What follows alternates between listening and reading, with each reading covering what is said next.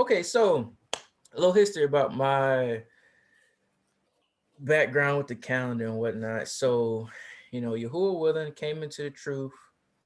It'll be 7 years coming up, Feast of Trumpets. And it's a blessing.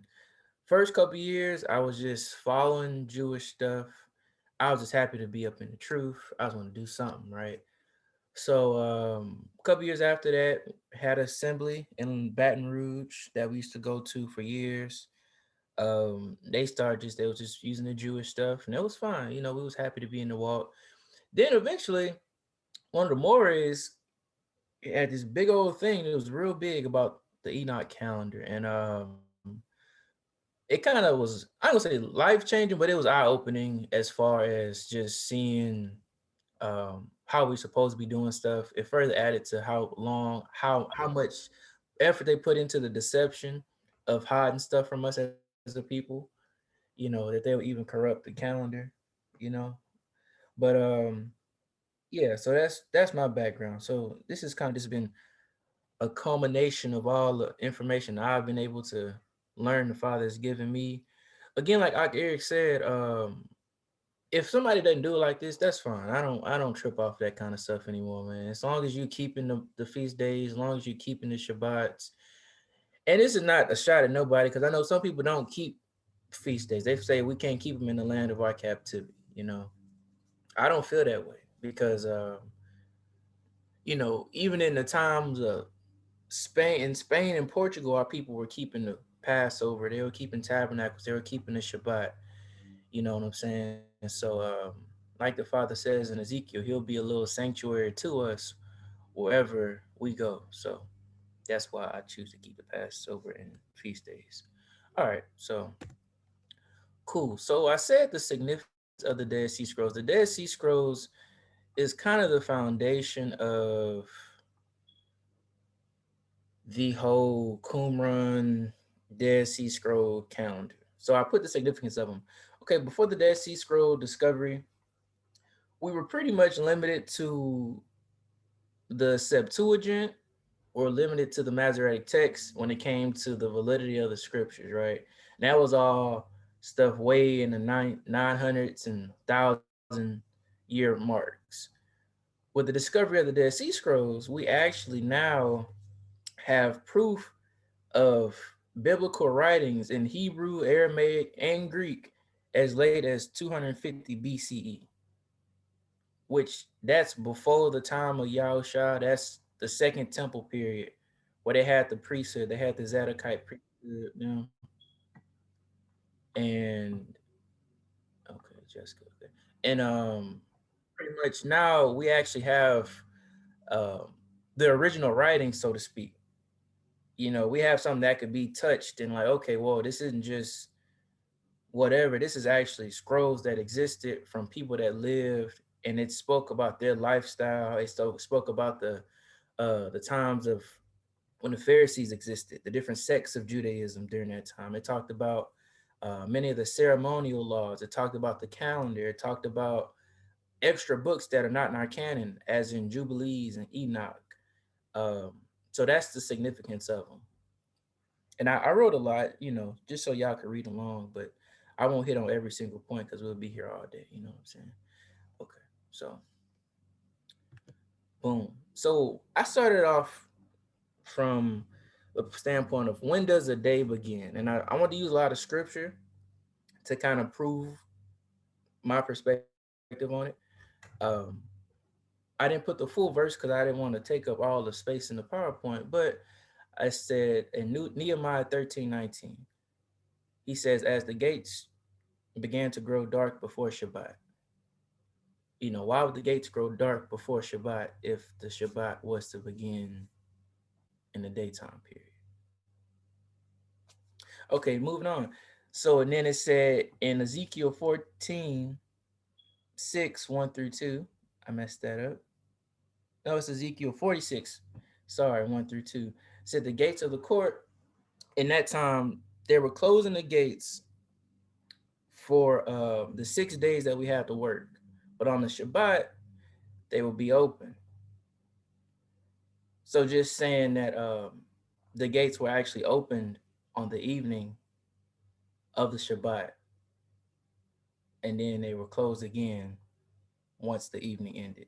And that's what that verse says. Okay, and then in Josephus, I want to go through, and Josephus was a man that lived during the first century. It was a Jew. He was there for the war when the Romans came and destroyed the temple and all of that. And he's another witness a lot of people like to use about stuff. So in Josephus, he put, and the last was erected above the top of the Pastoria, where one of the priests stood, of course, and gave a signal beforehand with the trumpet at the beginning of every seventh day, in the evening twilight, as also at the evening when that day was finished, giving notice to the people when they were to stop work and when they were to go to work. Just another witness of that the days do start in the evening time. And also, I had put this in a group message earlier in the week. Um, During the time of the 1400s, the 1500s, pretty much our people were being persecuted because they kept observing the law of Moses. They were keeping the Shabbats. They was keeping Passover. They were keeping tabernacles. They were keeping the Feast of Weeks. They were keeping first fruits. They were not eating unclean foods and whatnot. And that became a issue for the Christian church at that time because we were already out of our land. Pretty much, they didn't like that we were still observing our commandments because we were actually encouraging a lot of the Christians to continue on in the law of Moses. And that was a direct competition and opposition to the church at the time. So the Pope made a decree telling people if they see anyone stopping work on Friday evening, that they were observing the laws of Moses. And if they were caught keeping the law of Moses, they would be killed at the stake, children taken from them, children put in captivity. It was a lot to that. And maybe one day we can all go through it again as a whole group, you know. So I want to start off with the Shabbat because the Shabbat is the main special feast day to us. And if the Shabbat starts in the evening, greater chances is that each and every day starts in the evening. And I also went to the feast days as another witness. In Leviticus 23:32, it says, "You shall keep your Shabbat," talking of the Day of Atonement, "from evening unto evening." In Exodus 12:6, it spoke about the Passover lamb. "We shall keep the Passover lamb until the 14th day and will be killed in the evening." Joshua 5:10, the children of Israel kept the Passover on the 14th day at evening. And even the Messiah, Yahushua himself, said to go and prepare a room for us. And then he went to keep the Passover in that evening. And that's where the Last Supper took place. It was him keeping Passover, obviously, with his disciples in the evening. And then that night, they took him, the daytime he was killed on the Passover day side of the Passover. You know, but yep. Okay, so how long is a day? I know some people say a day is the daytime portion, and that's fine. You know, people do it like that. Just from what I've been, led to understand this as, um, that is a full 24-hour day, right? So I put how long is the day? I said creation, right? And in creation, Genesis 1:5, we get, "And the evening and the morning was the first day," right? To me, that was just my cue. Okay, it's evening and morning, you know what I'm saying? And that made a complete day. In the Peshitta, Dead Sea Scrolls, and the Targums, in Genesis 1:5, the first Hebrew word for day in the verse, and I didn't put the full verse up here, by the way. This is like just the last portion of it. The first word for day is yom, right? That's what it typically is yom. Well, in this passage in the Dead Sea Scrolls in the Peshitta, Aramaic Peshitta, the first word in the Hebrew is yomim. It has an extra mem at the end of mem of the yom, speaking about the day, and that means daytime. The last use of the word day in the verse is just yom. The difference is the first use of day has an extra mem, which translates the word as daytime instead of just day. The Masoretic text translates this incorrectly and has yom for both instances. This kind of has led some people to believe that it's just the light portion of Shabbat we need to keep. My question to that would be, and as we go on and we'll see, is As Enoch describes a day, as the year goes, the nighttime portion lessens or becomes greater than the light portion, even to the point where the light can only be a third of the day. So you may have a 2/3 of the day night and a third of the day darkness. I said that wrong. 2/3 of the day dark and a third of the day light. Okay. And at that point, you'd be keeping the Shabbat for 8 hours. And even more crazy is this: in certain parts of the world, i.e., in let's say Alaska, up there, they have 24-hour days, or they might have 24-hour nights. You see what I'm saying? So now, if you're doing it like that, depending on where you stand in the world, you may 3 hour Shabbat. That's just funny to me. But is a full 24 hours. And Enoch, they actually described the day in 18 portions. And each portion, I guess, it's a little longer than hours, about I want to say 80 some minutes, something like that. It just makes it up, and it just shows that the day is a little longer than just the light outside. Okay, boom. Okay, so now um I wanted to just give some examples from the scriptures, right? About how the months could have been calculated. From the beginning in Noah's flood, right? We know that Noah's flood took place on earth for 150 days, from the second month on the 17th day until the seventh month on the 17th day. That's 150 days, okay? The lunar calendar, the months oscillate between 30 days and 29 days, back and forth, back and forth, back and forth, right? Well, if we go by that, the total days would only equal to 148. Now, with a solar count, each month is 30 days. And that would perfectly bring us to 150 days, like the scripture says the actual flood lasted. And also in Revelation, speaking of the two witnesses and whatnot, spoken of the Revelation's 42 months, it gives us an actual number that we can calculate based off the days they're speaking about in the scriptures. And if we do the math on this, if we do a lunar count where we oscillate between 30 and 29 back and forth, we come to 1,239. But the scripture says, and they shall prophesy for 1,203 score days, which is 1,260 days. If we do a solar count, we come exactly to 1,260 days. You know, just some things that I've been able to find in the scriptures and I've been able to learn. Again, if people don't do it like that, that's fine. All praises. Let's just keep keeping these commandments. Okay, a thing that I really was huge to me when learning this was coming to the Book of Jubilee. And like we said earlier, in the Dead Sea Scrolls, the Book of Jubilee is found amongst that. So if our people were using the Book of Jubilee and they were using the Book of Enoch and they were using for in their canon, why can't we nowadays? And that's kind of what my point is, and where the whole foundation of this calendar started. The Dead Sea Scrolls is maybe we need to take a different look at what we've been following. Okay.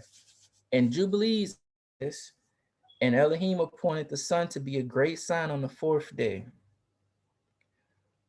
on earth, for days and for Sabbaths and for months and for feasts and for years and for Sabbath years, for Jubilees and for all seasons of the years. Okay, going on. And commanded thou the children of Israel that they observe the years according to this reckoning, 364 days, and these will constitute a complete year. Now, if we go off the lunar calendar tells us that there are 354 days in a year. Depending on who you speak to, they may say 353, they may say 355, 356. The Book of Jubilees, found amongst our people in the Dead Sea Scrolls, says a year is 364 days. Let me continue. It says, and they will not disturb its time from its days and from its feasts, for everything will fall out in them according to their testimony, and they will not leave out any day nor disturb any feast. Okay, it's Brother Lamar. Shalom, Lamar.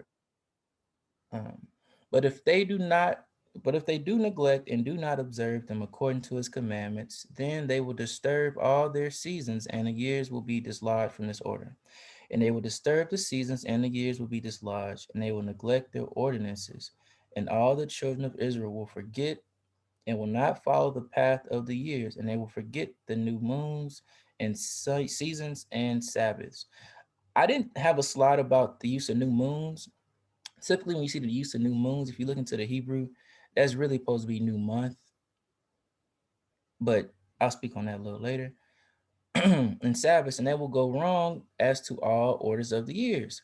For I know, and from henceforth I will declare it unto thee, and it is not of my own devising, for the book lies written before me, and on the heavenly tablets the division of days is ordained, lest they forget the feast of the covenant and walk according to the feast of the Gentiles after their error and after their ignorance.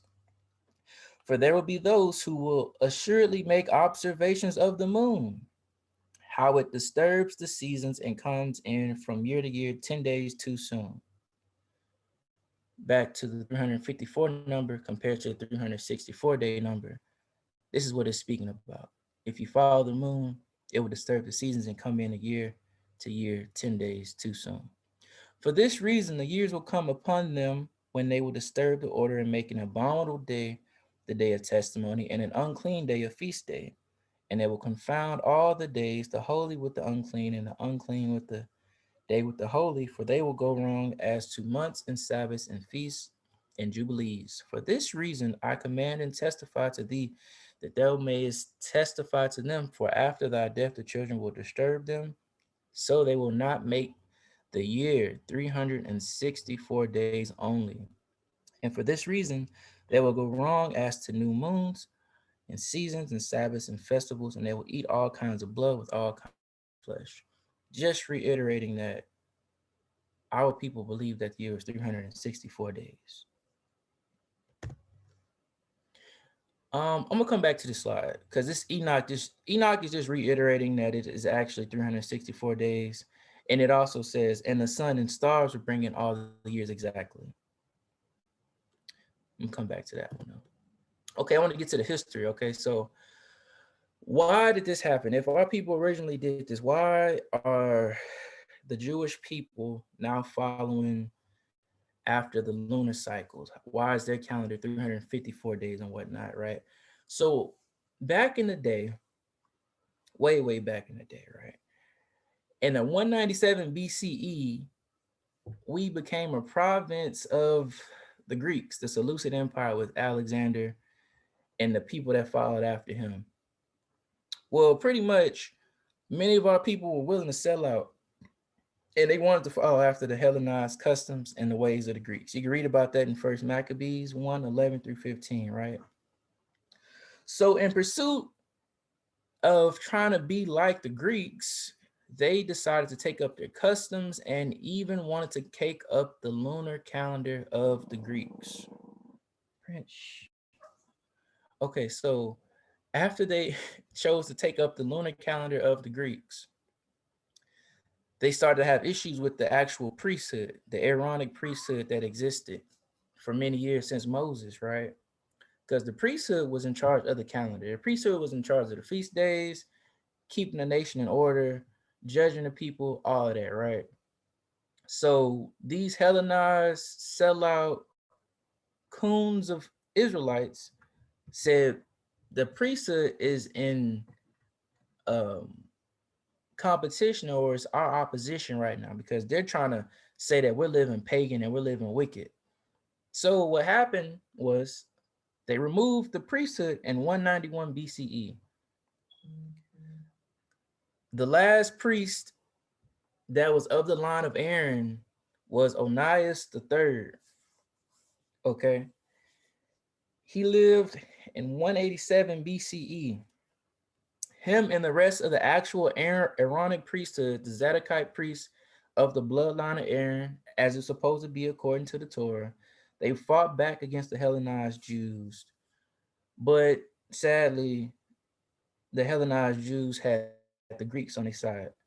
And Antiochus Epiphanes in the year 175 BCE removed Onias III, the last Aaronic high priest, from his position and replaced him with his brother Jason, who was a Hellenized Jew himself.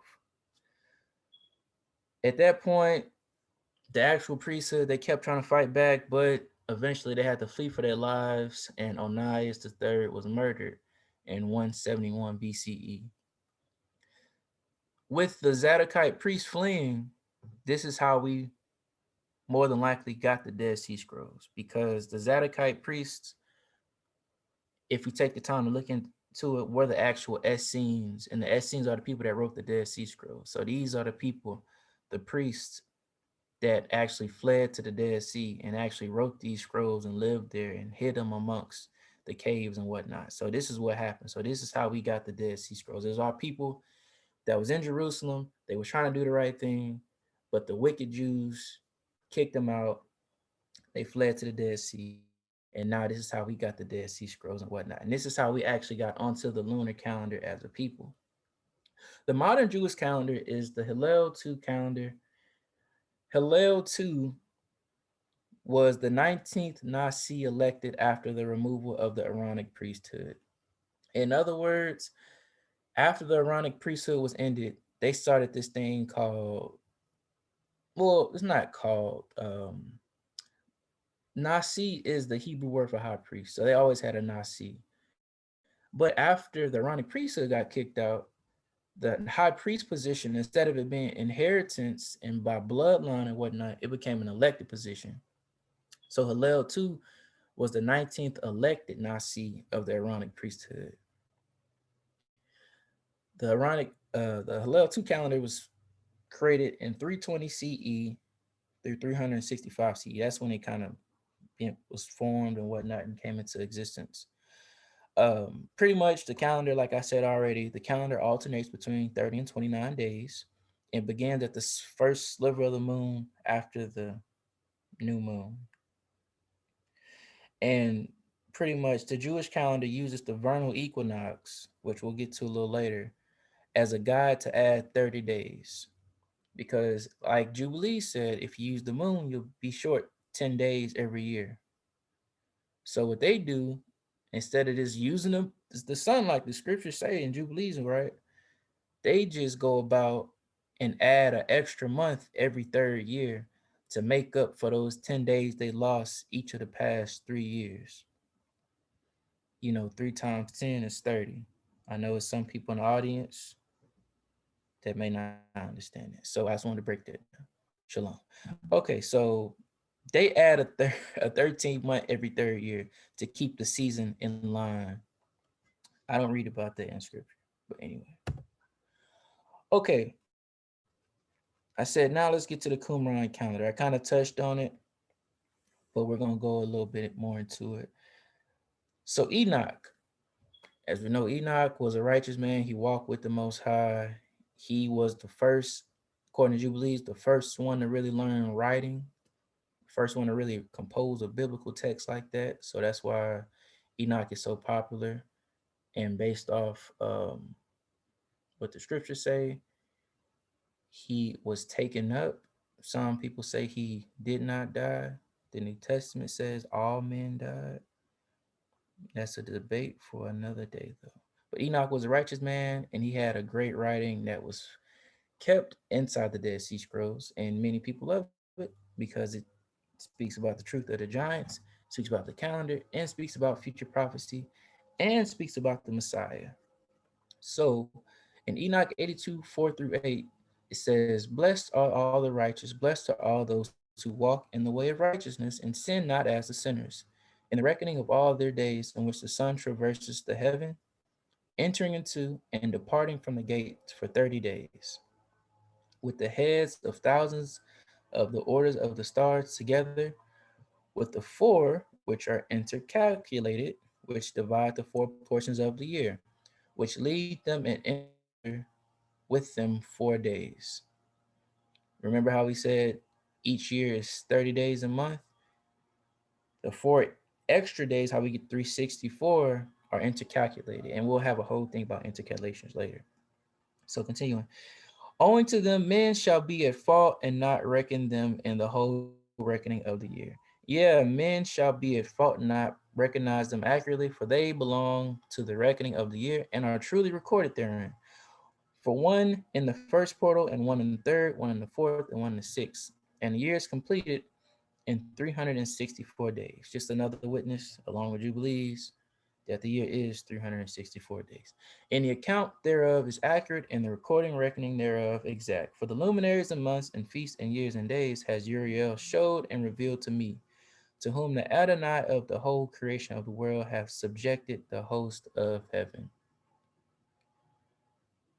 Oh, let me say too, if y'all have any questions, oh, I wonder what audience you're talking about. Okay, I'm just reading the chat. Okay, I'm just reading the chat.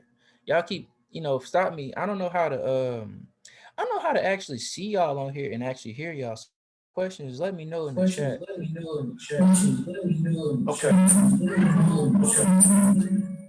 Okay. You muted yourself.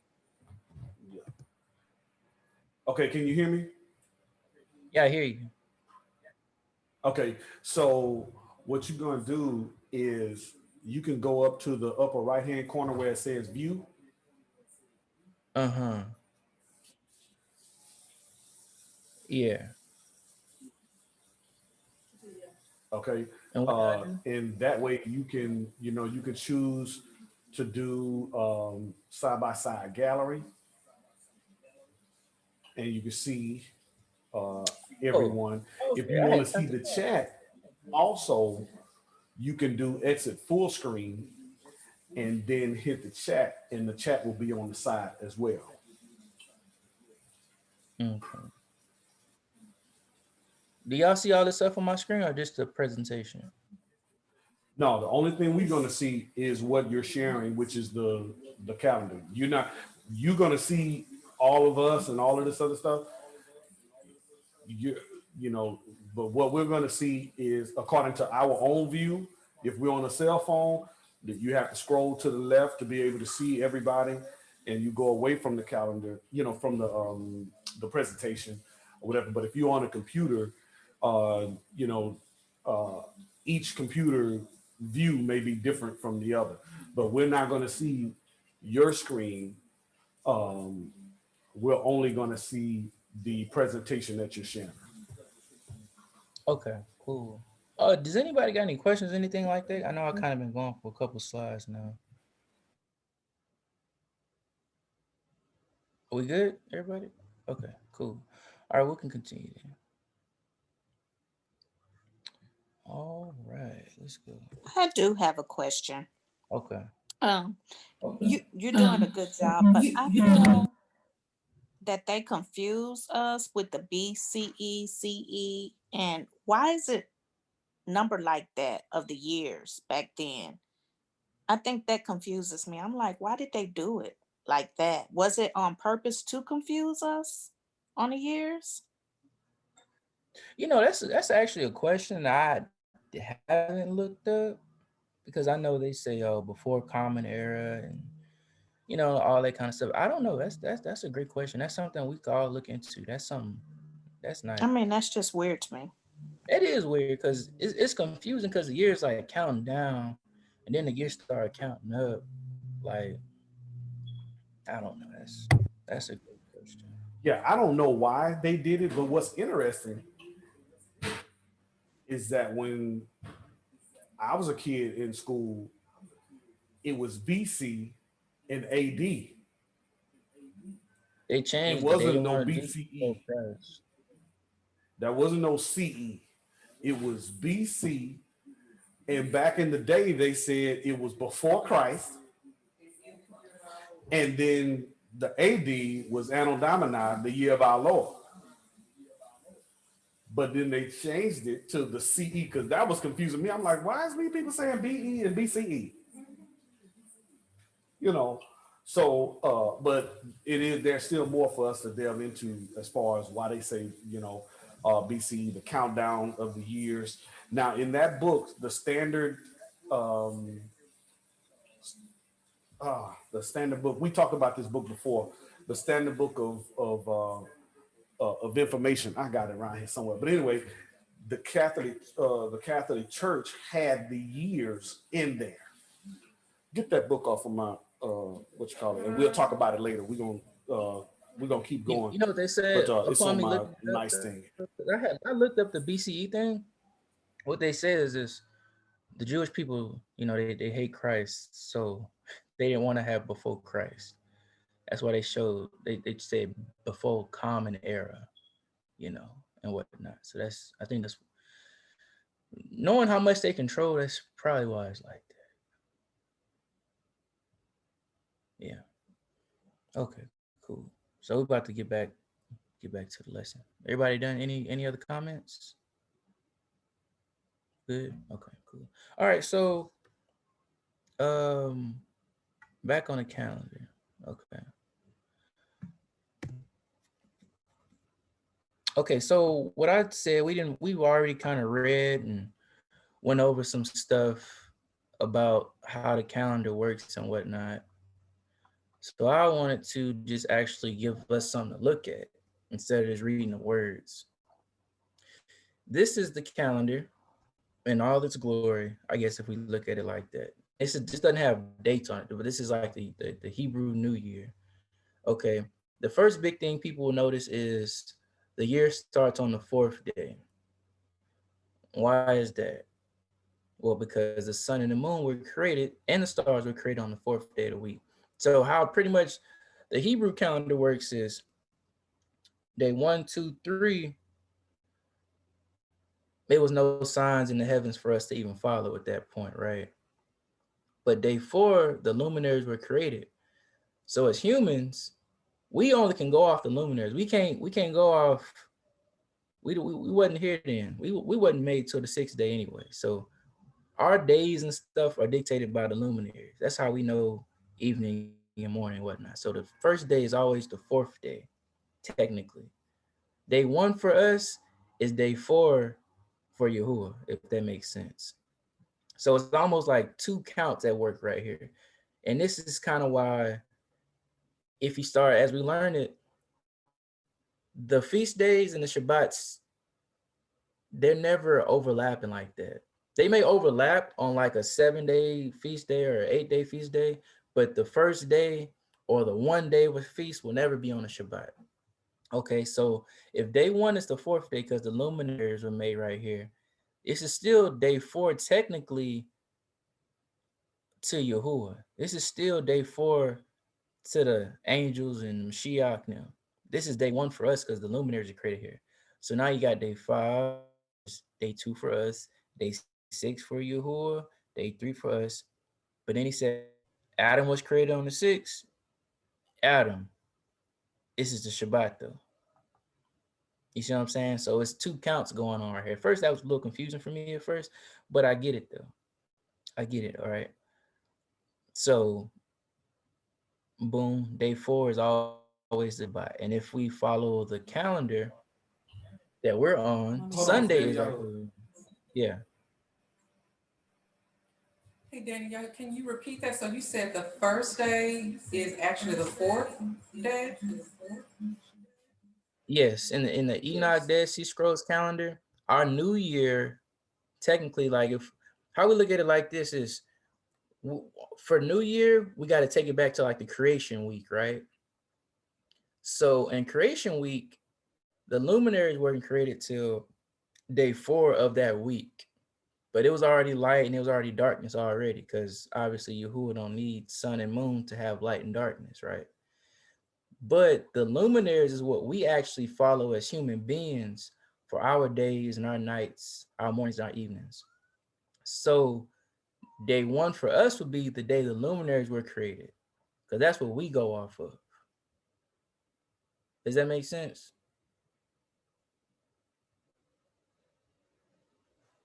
I think that makes sense. Okay. Now, in creation, though, that day 4 is just the fourth day of Yahuwah. But after day 5, day 6, day 7, it is Shabbat. Okay.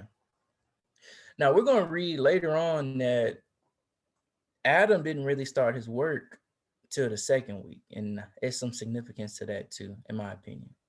But just for instance, right, day 1, the fourth day of the week is Wednesday, right? Sunday, Monday, Tuesday, Wednesday. So your New Year's will always be on a Wednesday. Sorry, let me go back. Okay, your Shabbat always going to be on a Saturday. And these things are not going to change. The dates may change. The Gregorian calendar dates change, but the days, they never change. And this is why we now will have Passover on a Tuesday evening always, which would be, well, actually it's Monday evening. This is the daytime portion of it. It'll always be Monday evening to Tuesday. Unleavened bread will be from Tuesday evening to Wednesday, so on and so forth. Each and every one of these things that's circled is a feast day. And then it explains it down here too. Enoch and Jubilee said each month is going to be 30 days. As you can see, it's going to be 30, 30, and 30. But it also said it'll have 4 intercalation days. The 4 intercalation days are days that are inputted into the calendar by Yahuwah to keep the calendar in season. And each of those 4 days is spread out over the year. So at the end of every 3 months, you have a sign in the heavens. You may have a summer solstice, or then another 3 months, or you may have a autumnal equinox. Another 3 months, you may have the winter solstice. And another 3 months, you have a vernal equinox. You see what I'm saying?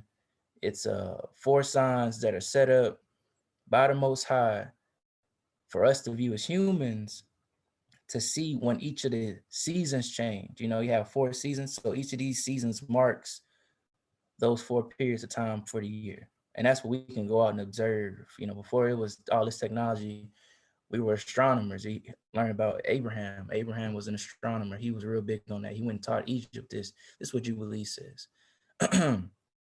So that's what we're big on. We were observation type of people. So we had to use these signs, and we used the constellations, the and the Taurus, and all those constellations have they have a reason why they're named that. And actually the scriptures in Enoch talks about all that kind of stuff. I didn't get too far deep into it because it's a lot, but it's all helpful. Also, while we're reading Enoch and Jubilees, it's kept talking about gates, and this 4th gate, and this 5th gate, and the 6th gate, 7, back and forth, 1st gate.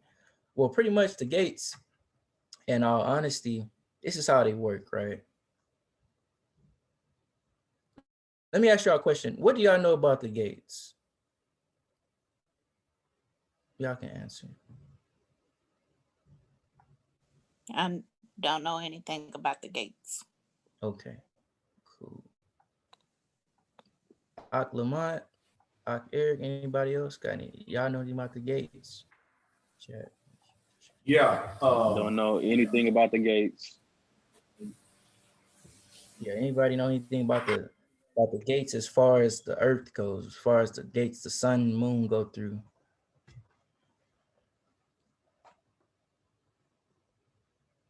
Okay, that's cool then.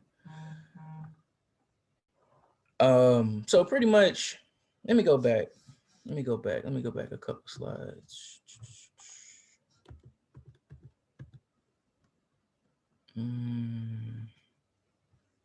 Let me go back to here.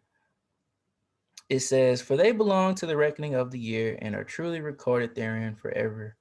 One in the first portal, typically portal will say gate. That's why in my helper it says gate, but I copied and pasted this off of the internet. So it says portal. And one in the first gate, one in the 3rd gate, one in the 4th gate, one in the 6th gate.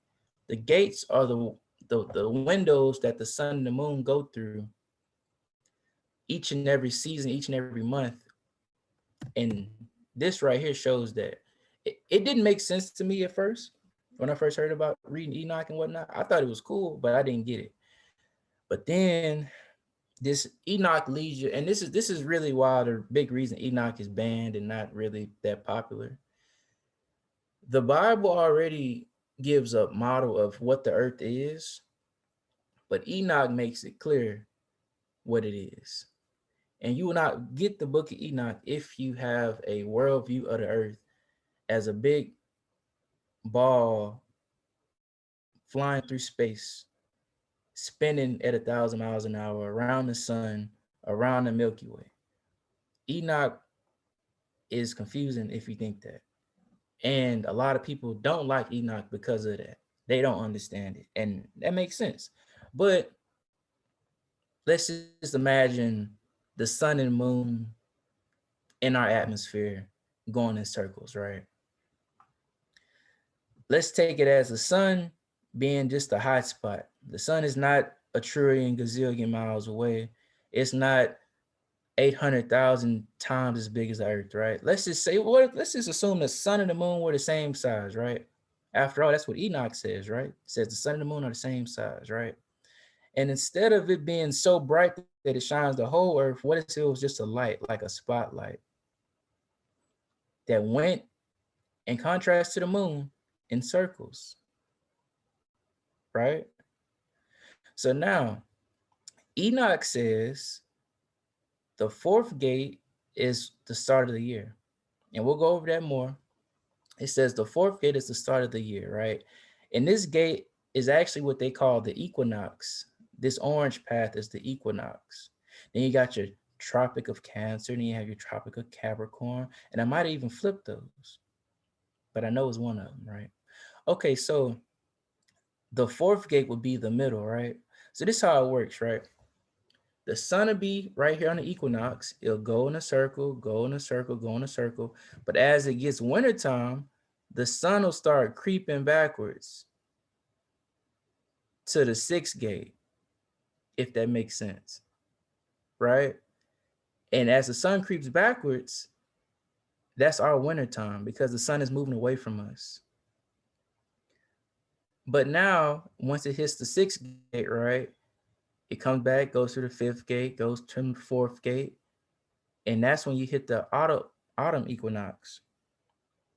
Each and every time it hits one of these special lines, a Tropic of Capricorn, an equinox, or equator or whatnot, you have a sign. You have one of those intercalary days. You might have a solstice. Once it comes to here, you're gonna have a winter solstice. Once it gets to here, you're gonna have an equinox. Once it gets to here, it's a summer solstice. Is that making sense to y'all?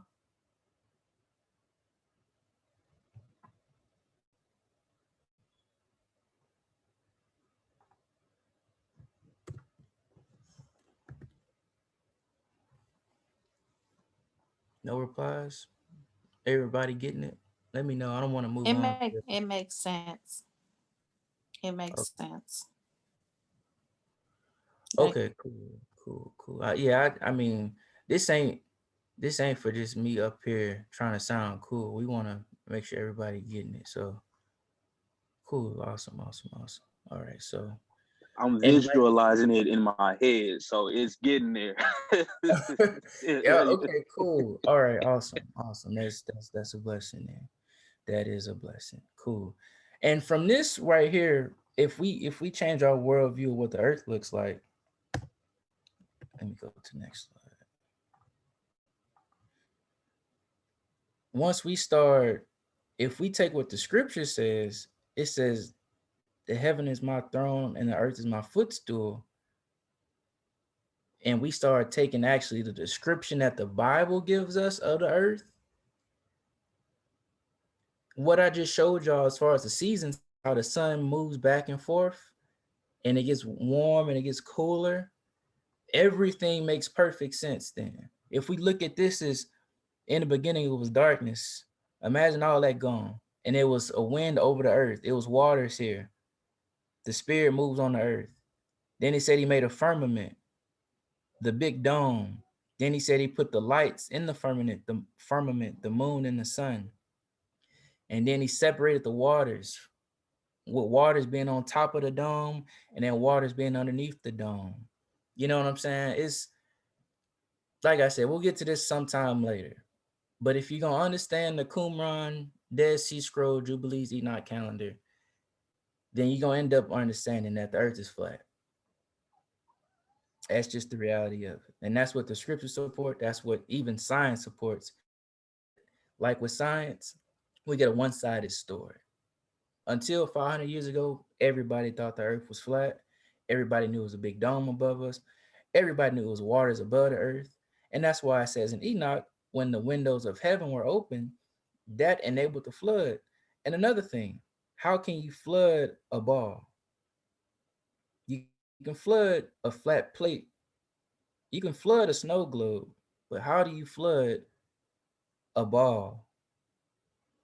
It goes against everything that we know. We let go of our common sense to just follow along with what we've been taught. But we'll get to that though in the later years, later time. Okay, so when does the year begin? In Enoch, it speaks about the year beginning in the great gate or the fourth gate. Enoch 72:9 through 12, right? It says, in the same manner, it goes forth in the first month by the great gate. It goes forth through the fourth of those 6 gates, which are at the rising of the sun, and the fourth gate from which the sun rises in the first month are 12 windows, from which proceed a flame when they are opened in their season. When the sun rises in heaven, it goes forth through this fourth gate 30 days. Remember how we said each month is 30 days. And by the fourth gate in the west of heaven on a level sins. So based off what Enoch tells us, the sun comes through the fourth gate when the year begins. If we come back to this is the fourth gate, okay? The fifth gate would be in between these two. The sixth gate would be here, right? And if you keep on reading Enoch, I didn't put the whole book in there because it actually talks about each and every step, each and every month, each and every year. It even speaks about when you're in the fourth gate, day and night will be equal. And then you get to the fifth gate, night becomes greater than the day. And you get to the sixth gate, night becomes 2 times as great as the day. And then as you work your way back, it changes. And if you get to here, you start getting to the day being 2 times as long as the night. And it just kind of fluctuates, goes back and forth. So you end up having 6 gates in total. And that's what that's speaking about. So we start in the fourth gate on the equator. Okay, and after, how we know that the year starts in the fourth gate is because of that. And at the end of the year, this is how we know that the year starts after the equinox. It says, then the sun goes forth from the second gate and sets in the west, but returns to the east and rises in the east in the third 31 days. And why is it 31 days? Because we have a intercalary day or a what? Equinox. Setting in the west of heaven, on that day the night decreases and amounts to 9 parts, and the day to 9 parts, and the night is equal to the day. And the year is exactly as it is to its day 364. Does that make sense?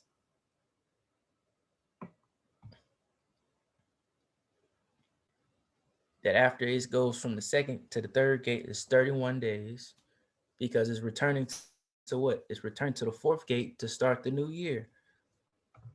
See the chat. Okay, awesome. Cool. Okay, so moving on. So we know the year starts in the fourth gate. It has to start in the fourth gate. Let's remember that. Remember that for the rest of the presentation. Now, as science has shown us, the year is not perfectly 364 days. The year in reality is 365.24. That's a year. Now, some people say what people understand this to be is originally the year was 364 days, right? But then they say Joshua's long day, right? They say when the day the earth and the moon stood still. The reason the earth is flat, because how does the sun and the moon stand still in the valley? But that's another topic. I suppose we're not counting the center as a gate. It's some more diagrams. I'm gonna put some more stuff in the group me. I was kind of I threw this together, And we can go over that more. Actually, we should have a whole day where we talk about the earth and whatnot, everybody's perspective, and we can actually go more into that, because I know that's interesting, and actually show it moving, and it makes a lot of sense. And pretty much, if we think about it like this, is how do I go back on here?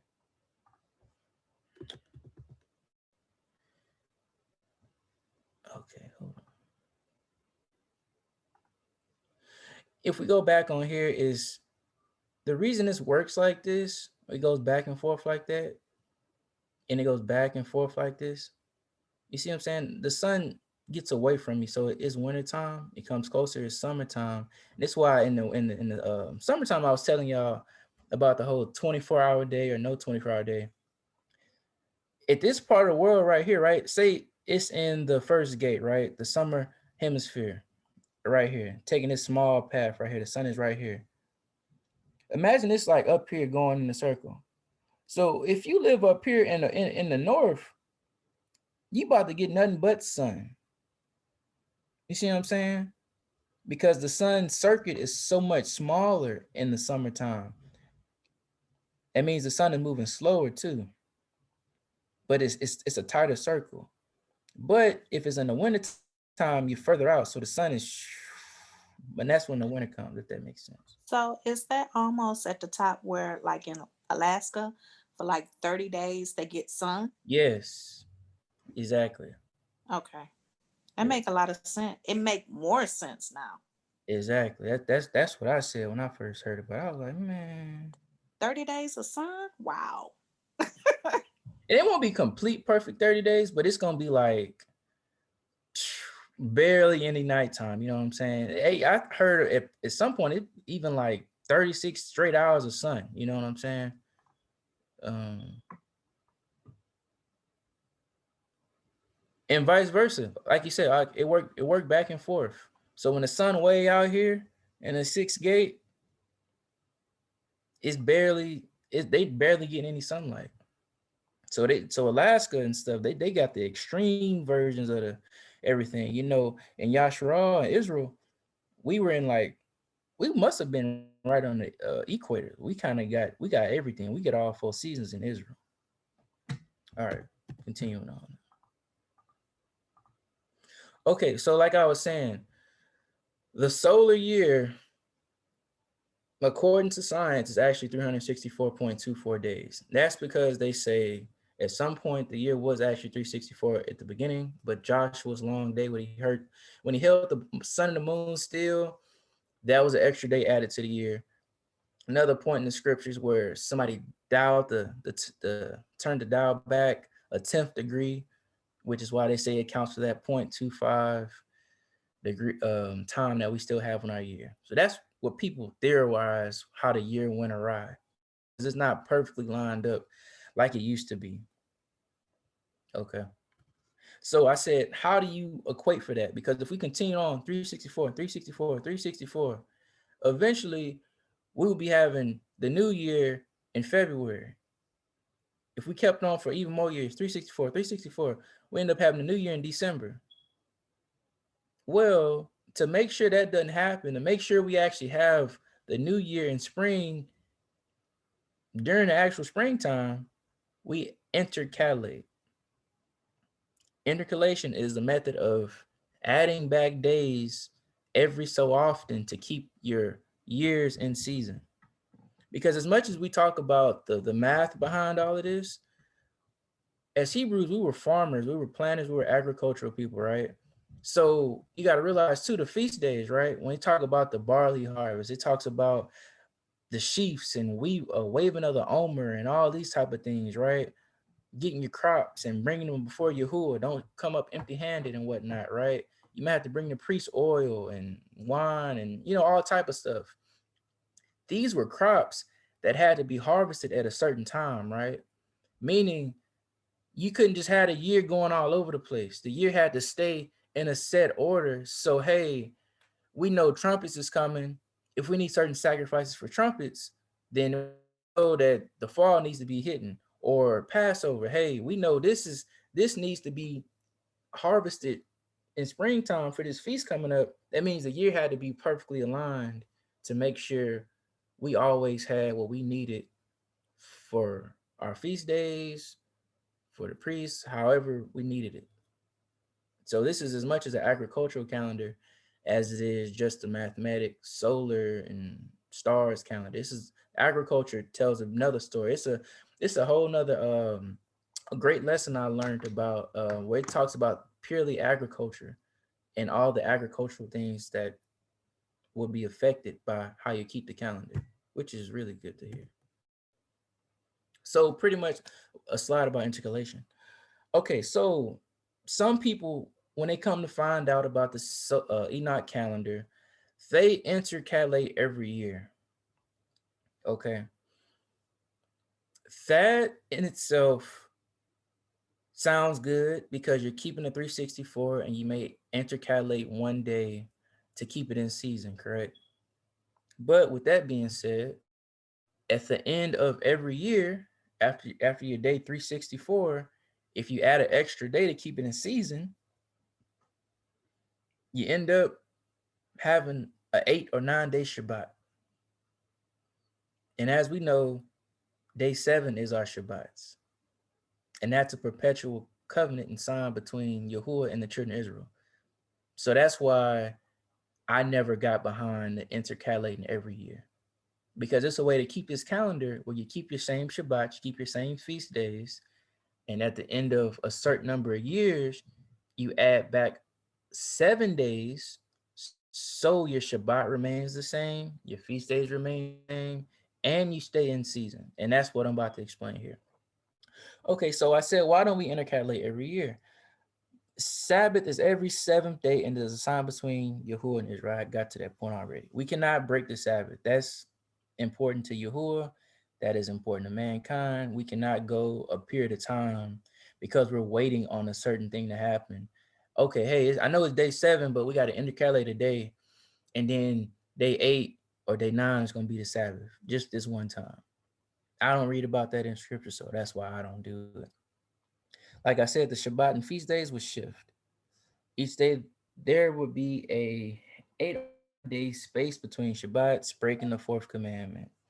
That's why we don't do it. Even if you read the book of Jubilee, the angels keep Shabbat with us in the Shamayim, the heavens. They would not be waiting for a sign from the luminaries, waiting 8 or 9 days at any point. Remember, the luminaries are for us to follow.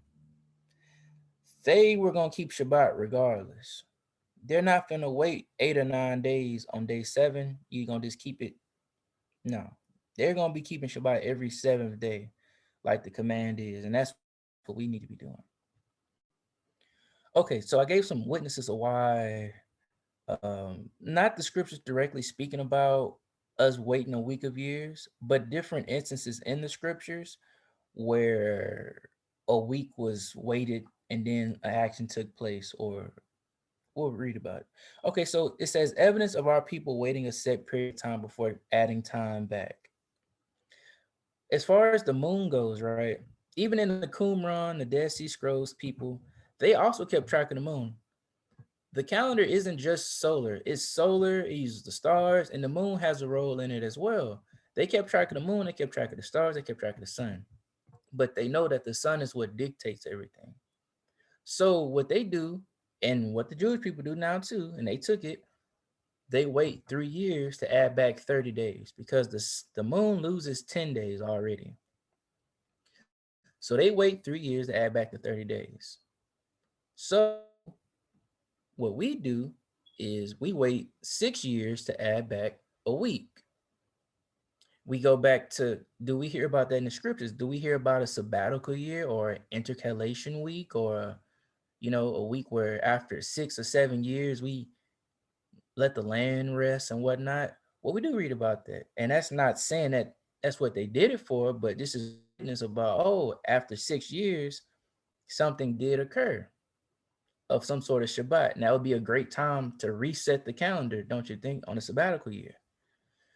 And we read about that in Exodus 21:2, Exodus 23:11, Leviticus 25:4, Deuteronomy 15:1-11, a lot of places. In the Dead Sea Scrolls, it's another document called the priestly cycles. Because as we know, it's 24 priestly cycles, and it talks about it in Chronicles. And they shift every week. It's a new priest in there. Every week it's a new priest in there. Every week's a new priest, and that's how they had it. And I wish I had a picture. I forgot to put the picture in here. And pretty much what they do, they make the priestly courses out in 6-year increments. Meaning if you go from the end of one priestly cycle for the end of the year, you go to the next one, you're not going to see them intercalating a day at all. You're only going to see them going, keep going, keep going, keep going. And at the end of 6 years, that's when that document ends. That would be a perfect time if you need to intercalate to keep your calendar in season, to intercalate to keep it in line. And it also falls in line with the sabbatical year at the end of 6 years. I put a 7-day sanctification period, right? Another witness of why we add the intercalation week after the vernal equinox. Moses and the priests had to be sanctified for 7 days before beginning their task, as do the sun and moon do before doing their tasks. Another proof. And also we read in Enoch 82:5-7, Yahuwah had already added 4 intercalary days into the calendar. All right, because the solar year is 30 days times 12, which is 360. He added 4 days already to keep it in season, right? So this is him just more evidence of intercalary days are to keep the year in cycle. You know, does that make sense to everybody? Because I know intercalation is kind of a new concept. Does that make sense?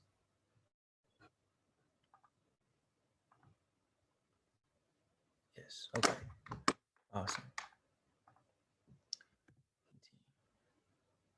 Okay. Now another way that we go about doing this. Another way we go about doing the Enoch calendar, most people do. Prince, shush, stop. Come on. Okay. He saw a dog outside. What we do, what a lot of people do now is they'll take the calendar, right? And as they're waiting for the little 6-year mark to intercalate the 1 week back into it, they'll actually intercalate after 6 years, and then they'll be intercalating and starting their year during that 6-year period before they intercalate. They'll actually be starting their year before the equinox, right? Well, pretty much, if we read Enoch, the year starts in the 4th gate. It didn't say it started the first day of the 4th gate. It just says in the 4th gate.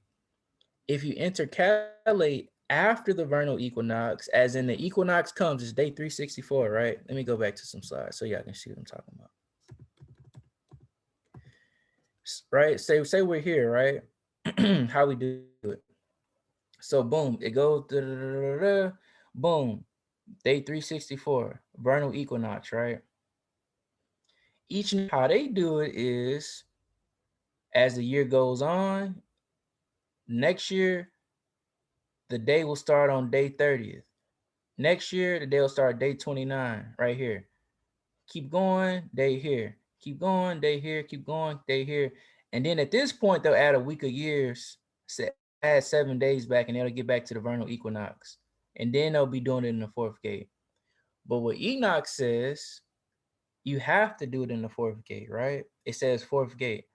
If you keep waiting these other years to add back, you're going to be starting your year in the 3rd gate. And that is not what Enoch says. It says the 4th gate. And the 4th gate has to occur after the vernal equinox. That's how we know the 4th gate is occurring, because it's occurring after the vernal equinox. Does that make sense?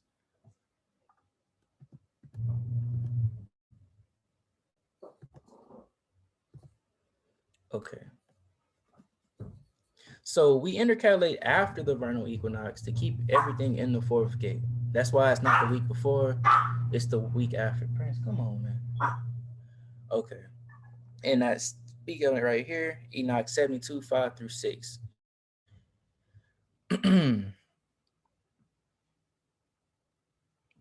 One proof I want to show, because we already kind of discussed the ones up here. Um, Farming crops wouldn't be affected negatively if we actually kept it how we do it right here. If you keep your years and stuff is coming in too early, we already heard about how the moon comes in 10 days too early. And if before you intercalate, if you start in the third gate, your crops will not be in season because your years is going too fast.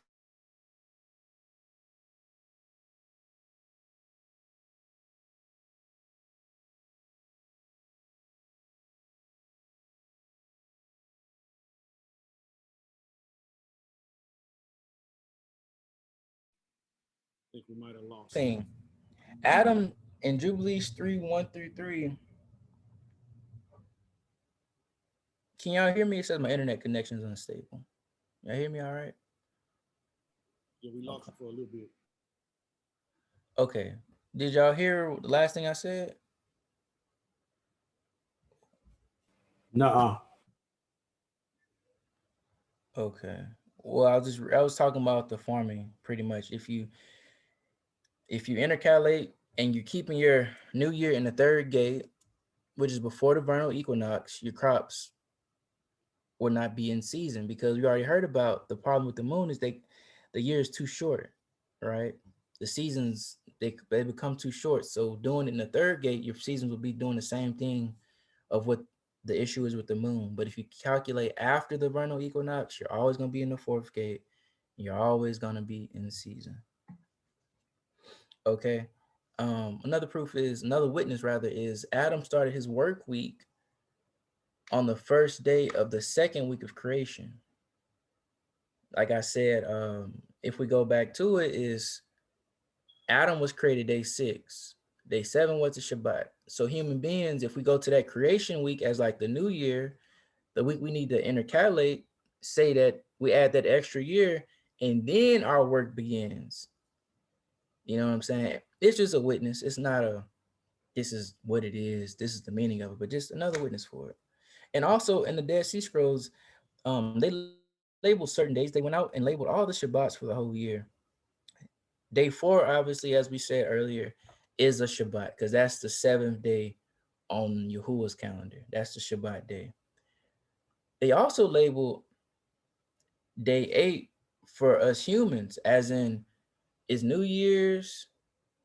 You go 3 days, you got Shabbat on the 7th day. You keep going. Our day 8 is a Shabbat on the Dead Sea Scrolls calendar. Why? It didn't explain it. But it would make sense if you add that extra week, your New Year's would technically be on day 8. But that's just me being a nerd, you know.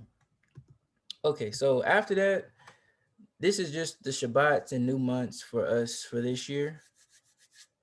And I know Eric is gonna send them out to everybody like that. And then these are the feast days so far. And I actually got some new wine, new oil, Feast of Wood. These are other little things that they kept at Qumran in the Dead Sea Scrolls community.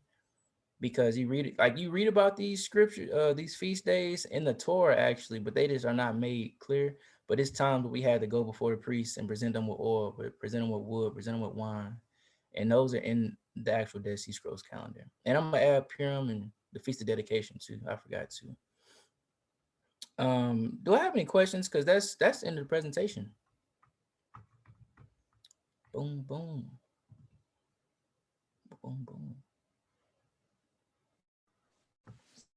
No questions. It was a lot, but it makes more sense now. Yeah, I know it I was a was lot. confused. I'm I was sorry. like, it's so many different calendars, and how do you know which one you're supposed to follow and follow it? Yeah, You know, sometimes you go outside and you see the moon and the sun, and I was like, how's that possible? I thought it was supposed to be on the other side, you know. right. Exactly. Exactly. Okay, brother Lane, y'all can yeah. You go ahead and speak. You got your hand raised.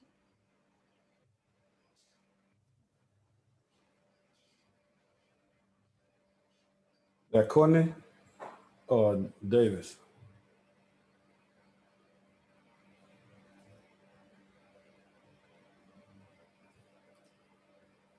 There they go. Mm, okay, if they speaking, I can't hear I them. can't hear y'all. I think they trying to unmute themselves. It must be on Apple, huh? Must be on the Mac. No, no, no, no, no, no, no, no, no, no. Don't do that. Yeah, because I'm on a Mac. Yeah, Oh they on Android. no, Right, I Shannon? give it, the computers are okay because I had a MacBook through college, but if they must be on the phone, we know the phone No, is the no, issue. no, no. They're on an Android phone. Android over there. Yes, yes. Wow. They It's, haven't come to the light. oh, look at that. He said he's getting on his phone. Of course. Look at that.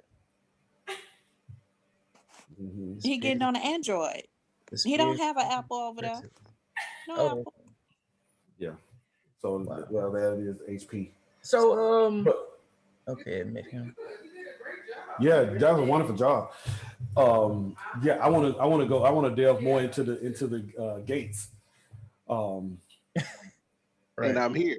but there he is finally. See how quick that Android worked? Yeah. Yeah, I know the Now, Android gonna come through for y'all. yeah, they gonna come for me. It's okay. It's okay. But one quick question. Now, when you were doing the gates, the 12 gates, Uh-huh. did you find out about the 12 angels doing this for the 12 signs? Like Yeah. the zodiac signs? You know how they do the Cancer Mm-hmm. and the Sagittarius and things of that. Yeah. Each one of those angels represented season for the zodiac signs. They were like their names were zodiac signs. Yeah, actually, if you go through Enoch, actually I had it open.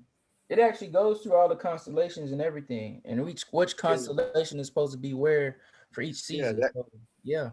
that was very interesting to me, and it made me think of the same thing.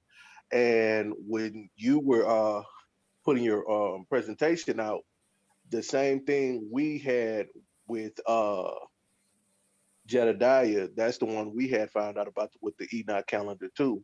And he went with the same thing. The only difference is he didn't use the C scroll. Okay.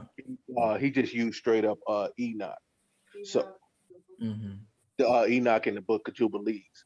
So the, uh, we like a week off. You Mm-hmm. like a week forward, and we like a week back. So we just did it. What? Yeah. New Year's just what yesterday? Wednesday.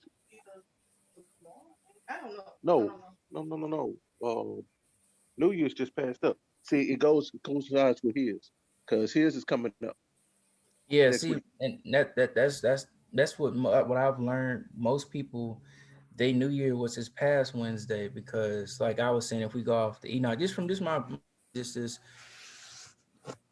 as your year goes on, you'll end up starting your year in the third gate.